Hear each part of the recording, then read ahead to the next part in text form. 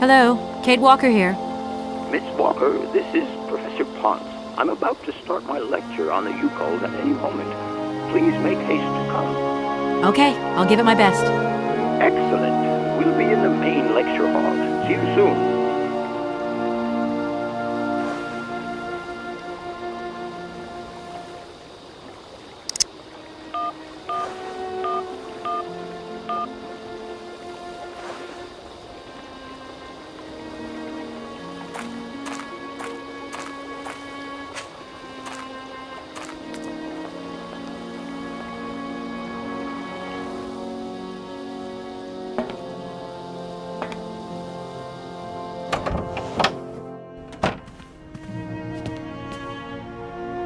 Everything okay?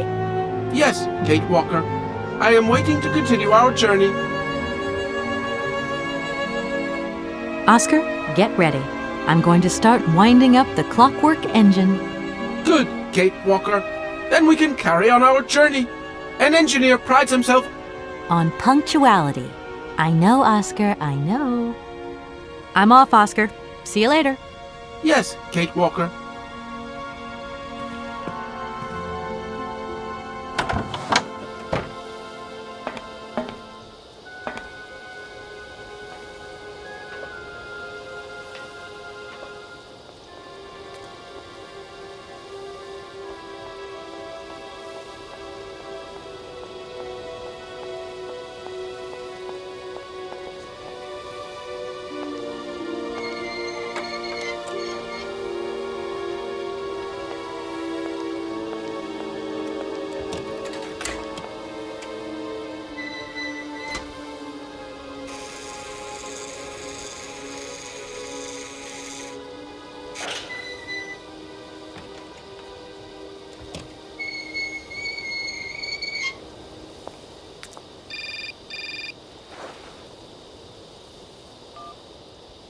Hello? Where are you? Hi, Dan.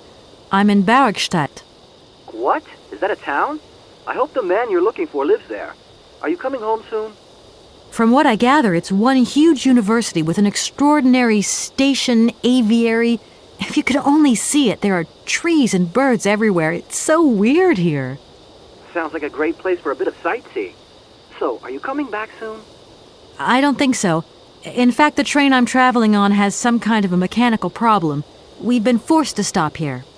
Us? I thought you were alone. Who's with you? Oscar, the train engineer. You're messing around with mechanics now, are you? Don't be so stupid, Dan, please. Oscar is an automaton created by Mr. Varlberg, the man I'm looking for. And he's not any old robot. He's a sophisticated butler type, if you see what I mean. He's a bit obsessive as well.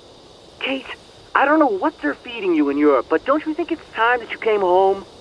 But my mission still isn't finished. To hell with your mission. I don't know why you accepted it in the first place. If you just stuck to the middle of the road, then we wouldn't be in this mess. We? If there's any mess, it's me who's in it. And while I'm trying to come to grips with strange towns, you, my darling, are sitting at home on your butt. I seem to remember we had nothing against my departure. It was only going to be 2 or 3 days, Kate. Please, try to put yourself in my shoes. Your shoes. Not only do I have to fit myself into your diary, but I've got to get myself into your shoes as well? Is there anywhere else Sir would like me to put myself while we're on this subject? Look, I don't want to talk about it now. Call me back when you've calmed down. I was perfectly calm before I picked up your call. I only wanted a few words of encouragement, not your disdain. Was that too much to ask? You can be such a selfish... Takes one to know one, sweetheart.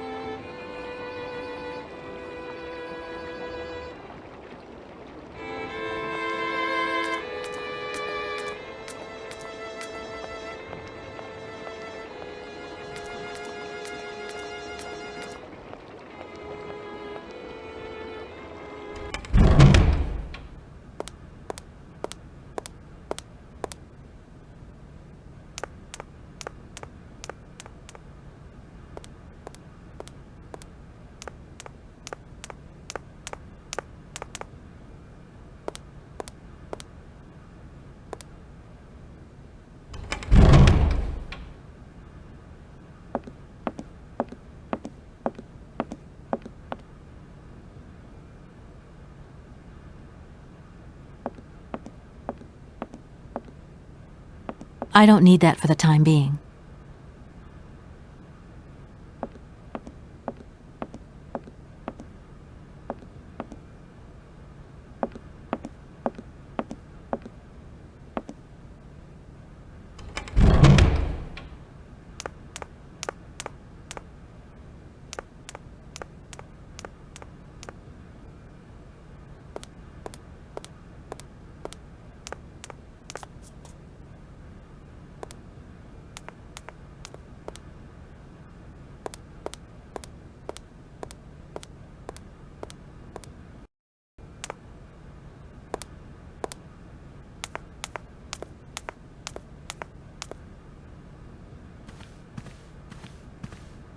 Ah, there you are, Miss Walker. Good, good. Take a seat quickly. I'm impatient to start my lesson.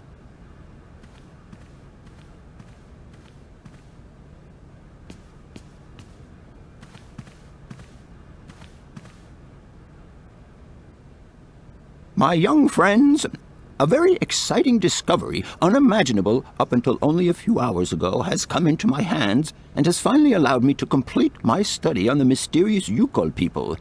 Lights, please. The Yukols are a people from the far north about whom very little is known. They live far away, very far away, on the frozen borders of Syberia. This distance and the climatic conditions of the region, which are unfavorable to human existence, have limited the size of the Yukol population and kept it out of reach of the scientific world. The handful of slides that follow are actually the only documentation we have in our possession. It was a Russian explorer who made these drawings and took these photographs 100 or so years ago. Today, we owe what we know about the Yukol people and their culture to him. We know that the origins of the Yukols date back to the last ice age. And curiously, evidence of their presence has been found in Western Europe, and more precisely in the prehistoric caves at the heart of the Alps. This people, it seems, undertook a long migration over centuries towards the far north of the globe.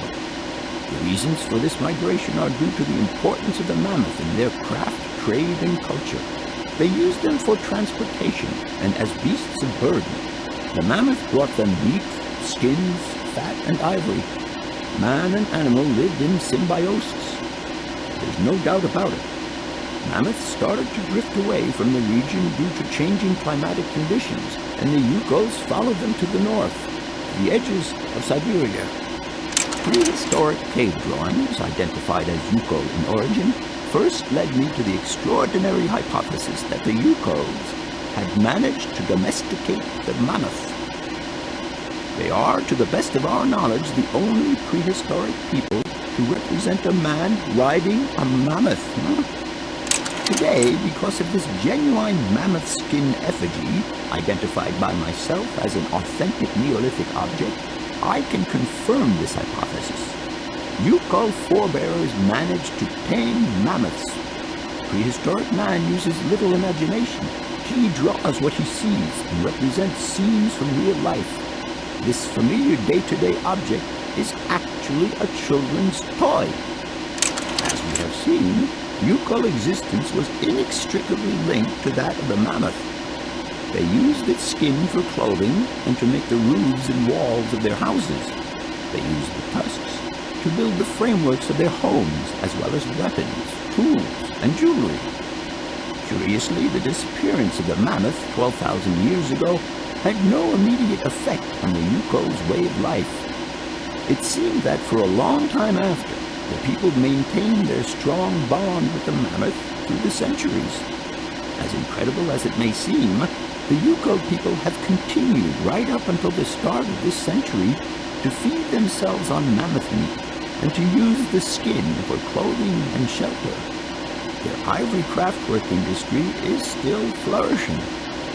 It would appear that to preserve ancestral customs, the Yukols learned how to exploit through the centuries the large number of frozen mammoth carcasses that were perfectly preserved in the ice of the Siberian tundra. They have been able to live mainly off this enormous freezer stock for almost 30 centuries. As plausible as this explanation may seem, it seems it is not enough for the scientific community who, I will confess, is greatly perplexed by the question. In the absence of acceptable scientific evidence, we have to make do with Yukon shaman artifacts.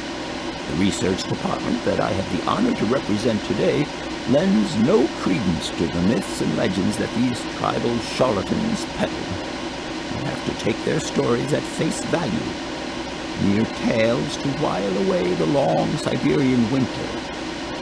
The legend of the Siberian ice ark is a very good example.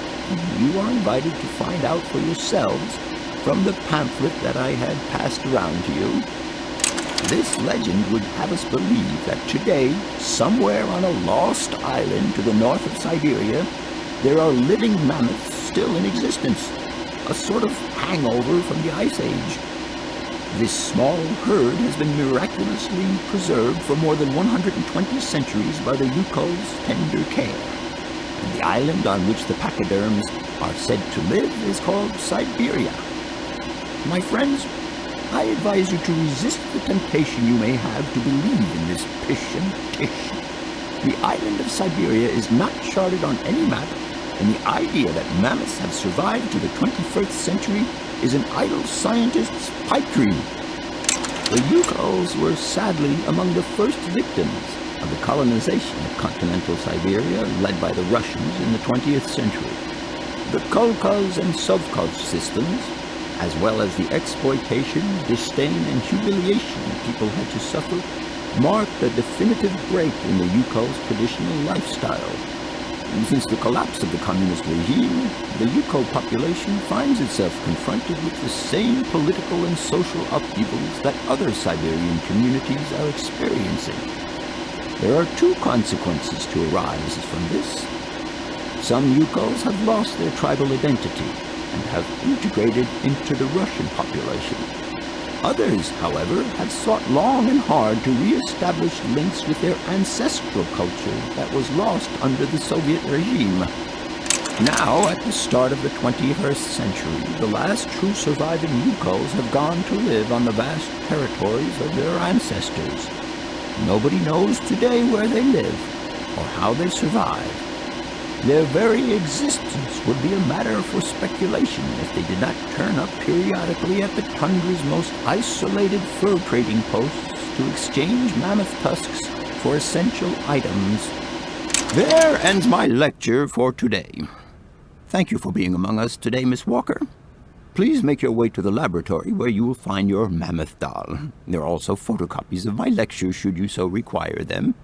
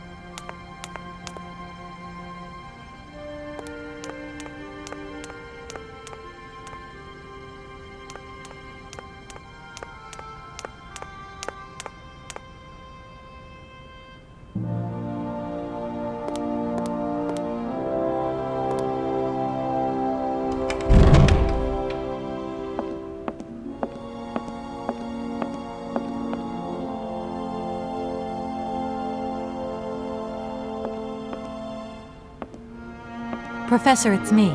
I've come to pick up the mammoth doll. The doll is waiting for you there, Miss Walker. Please take good care of it. Don't worry. I'm beginning to get quite attached to it myself. Can I trouble you just a little longer? With pleasure, Kate. I'm all ears.